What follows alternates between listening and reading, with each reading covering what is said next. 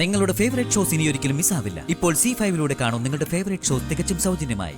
നമ്മുടെ മോളുടെ ഭർത്താവ് വേറൊരു പെൺകുട്ടിയെ കല്യാണം കഴിച്ച് വീട്ടിൽ കൊണ്ടുവന്നു, അതും ഡിവോഴ്സ് ഒന്നും വാങ്ങാതെ. അതിനെതിരെ നിങ്ങൾ ആരും ചോദ്യം ഉന്നയിച്ചില്ല. അവൾ ഒരു കളക്ടറാന്ന് പറഞ്ഞിട്ട് എന്താ ശാരദ കാര്യം? സ്വന്തം കാര്യം നോക്കാൻ അറിയാത്ത ഒരു കളക്ടർ. കളക്ടർ ഒന്നും ആവണ്ട, പഠിപ്പും വായനയില്ലാത്തൊരു സാധാരണ പെണ്ണായിരുന്നെങ്കിൽ എന്ത് ചെയ്തേനേടി? നേരെ അവന്റെ വീട്ടിലേക്ക് കയറി ചെന്നിട്ട് ആ പെണ്ണിന്റെ കഴുത്തിലെ താലി പൊട്ടിച്ചിട്ട് അവളെ ഗേറ്റിന് പുറത്തേക്ക് ചവിട്ടി തള്ളിയനെ. അതും വേണ്ട, അത്യാവശ്യം ലോകവിവരം ഉള്ളവരാണെങ്കിൽ അവനിപ്പോ അഴിക്കുള്ളില്ല. ആദ്യത്തെ ബന്ധം നിലനിൽക്കെ വേറൊരു പെണ്ണിനെ കെട്ടി കൂടെ പൊറപ്പിക്കാന്ന് വെച്ചാ നമ്മുടെ നിയമം അതിന് അനുവദിക്കുന്നില്ല. അങ്ങനെയാണെങ്കിൽ ഇക്കാണുന്ന ആൾക്കാരൊക്കെ കുടുംബ കോടതി വരാൻ ക്യൂ നിൽക്കണോ? ഒന്ന് വേണ്ടാന്ന് തോന്നുമ്പോ കളഞ്ഞിട്ട് വേറൊരെണ്ണത്തിന് എടുത്താ പോരെ? ഡിവോഴ്സ് പെറ്റീഷൻ കൊടുക്കണമെങ്കിൽ തന്നെ അതിന്റെ ചില ഫോർമാലിറ്റീസ് ഉണ്ട്. പിന്നെ വിസ്താരം, കൗൺസിലിംഗ്, ഡിവോഴ്സ് അനുവദിക്കാനുള്ള കാലപരിധി, നടപടികൾ അങ്ങനെ നീണ്ടുപോവും. കല്യാണം എന്ന് പറയുന്നതേ അത്രയെന്ന് എളുപ്പത്തിൽ ഊരാൻ പറ്റുന്ന ഒരു കുടുക്കല്ല. നിന്റെ മോൾ കളക്ടറാ.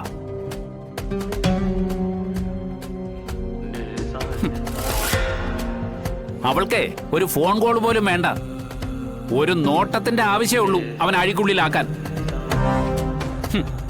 അങ്ങനെയാണെങ്കിൽ നീ നിന്റെ മോളും അല്ല, സത്യാമ്മ ഇവിടെ കരഞ്ഞ് കാല് പിടിച്ച് വന്നേനെ അവനെ കേസിൽ നിന്ന് രക്ഷപ്പെടുത്താൻ.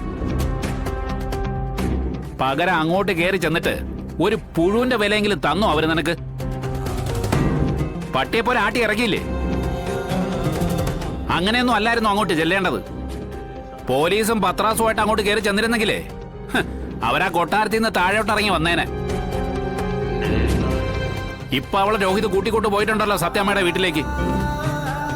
അവക്കവിടെ എന്താ വില ശാരദേ? വീട്ടുവേലക്കാരിയോ അതോ ഹോം നേഴ്സോ? അത് അവള് പറയാൻ ന്യായങ്ങൾ ഒരുപാട് കാണും. നമ്മുടെ ശ്യാമയുടെ കാര്യം അവളുടെ കുഞ്ഞേച്ചി നോക്കുന്ന പോലെ വേറെ ആരും നോക്കില്ല എന്നൊക്കെ. പക്ഷെ രണ്ടു മക്കളുടെ ജീവിതം രണ്ടാണെന്ന് നീ തിരിച്ചറിയണം.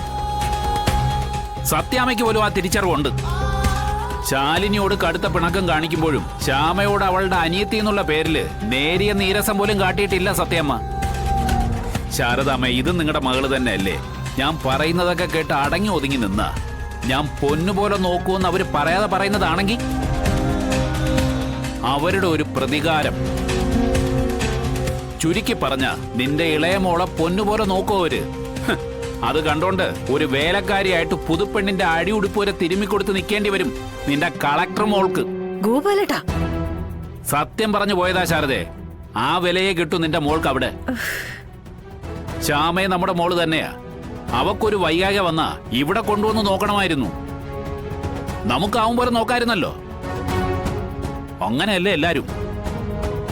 അതിനു പകരം നീ നിന്റെ സിവിൽ സർവീസുകാരിയായ മോളെ അവിടുത്തെ വേലക്കാരിയായി വിട്ടു.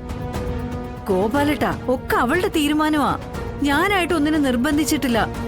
ഒക്കെ ഇനി അവളുടെ തീരുമാനത്തിന് മാത്രം വിട്ടാ പോരെ ശാരദേ, കുറെയൊക്കെ നമ്മളും കൂടി ഇടപെടണം. ഇടപെടാത്തതിന്റെ ഫലമാ നമ്മളിപ്പോ അനുഭവിച്ചുകൊണ്ടിരിക്കുന്നേ. നമ്മുടെ കാര്യം പോട്ടേന്ന് വെക്കാം, അവക്കൊരു കുഞ്ഞുണ്ട്, അതിന്റെ കാര്യോ?